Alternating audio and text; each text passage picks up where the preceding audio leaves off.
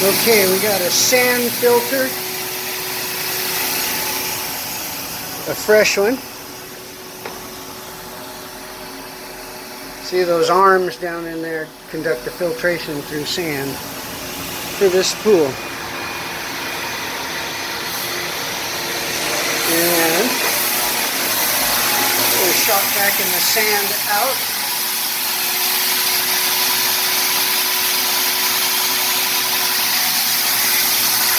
Into the bucket, which then the assistant so graciously, rather than just watching and being on my phone, brings out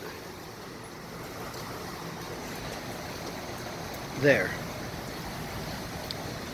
So that's where we're loading it. So we'll check back in when we get her installed.